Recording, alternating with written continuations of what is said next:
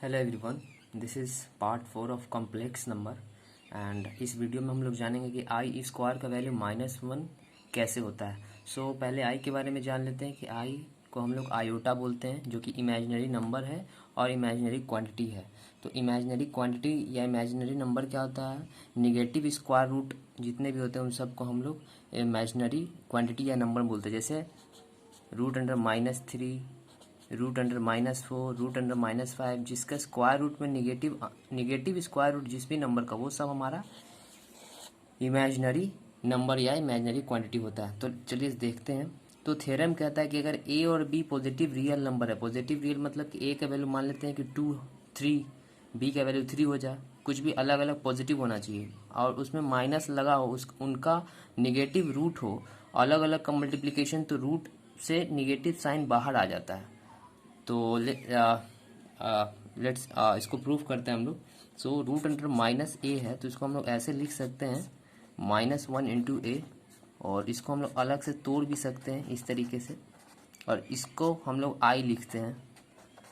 तो finally we get I√a। Similarly उसी तरीके से -b को भी हम लोग लिख सकते हैं -1 × b इज इक्वल टू, इसको भी हम अलग से तोड़ सकते हैं और इसको हम लोग तो आई भी लिखते हैं, तो I √b। अब जैसा कि कहा गया है कि √-a × √-b को क्या लिख सकते हैं, तो -√a का आंसर हमारा है I √a, और इसकी जगह पे हमारा आंसर आया I √-b। अब आई वापस में मल्टीप्लाई हो जाएगा, तो I² × √-a × √b को हम लोग लिख सकते हैं। आई स्क्वायर का वैल्यू जैसा कि हम लोग जानते हैं -1 होता है √-a × b। तो फाइनली हम देखते हैं कि जो निगेटिव रूट होता है किसी एक नंबर का और दूसरे नंबर का आपस में मल्टीप्लाई होता है, तो निगेटिव साइन बाहर आ जाता है। इसको हम ऐसे नहीं लिख सकते हैं कि जैसे मान लेते हैं कि हमारे पास -2 × -3 है, तो इसको हम आपस में ऐसे मल्टीप्लाई कर दे 2 × 3, तो ये तो माइनस माइनस प्लस हो गया, तो √6। इसको हम इस तरीके से नहीं कर सकते हैं, ये गलत तरीका है।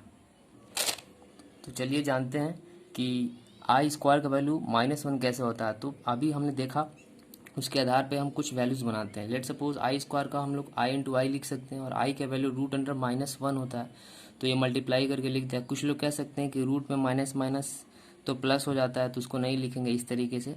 तो थ्योरम के अनुसार इस तरीके से हम लोग नहीं लिख सकते हैं, ये गलत होगा। एक्चुअली में क्या होता है कि ये जो निगेटिव साइन होता है रूट के अंदर, वो बाहर आ जाता है और पॉजिटिव नंबर्स को हम लोग सॉल्व करते हैं, तो 1 × 1 1, फाइनली -1 हमारा आंसर हो जाता है। ये प्रूफ थ्योरम हमने किया, और इससे पता चलता है कि ये माइनस साइन जो है वो फाइनली हम लोग उसको सॉल्व नहीं करते हैं, वो रूट के बाहर आ जाता है। अभी हमने इसको सॉल्व करके देखा। अगर इस तरह का क्वेश्चन होगा तो बार बार हम उतना मेथड नहीं अप्लाई करेंगे। क्या करेंगे हम कि माइनस साइन को बाहर निकाल लेंगे और √2 × √3 कर देंगे, तो हमारा आंसर आ जाएगा √6। तो ये हमारा रिक्वायर्ड आंसर हुआ। आई होप आप लोगों को समझ में आया होगा। अगर दोनों में आई ना हो, तो अब अगर कुछ इस तरीके से सवाल दिया हो कि सिर्फ एक में ही माइनस हो और इसमें प्लस हो, इस तरीके का क्वेश्चन हो, तो सिंपली इसको -√2 को लिख सकते हैं ना, -1 × 2। ये लिखने की ज़रूरत नहीं, डायरेक्ट इसको हम लिख सकते हैं √2i × √3। तो हम इसको सॉल्व करके लिख सकते हैं I × √6। तो √6i, आगे लिखे पीछे कोई मैटर नहीं करता है। आई होप आप लोगों को समझ में आ गया हो कि आई स्क्वायर का वैल्यू -1 क्यों होता है।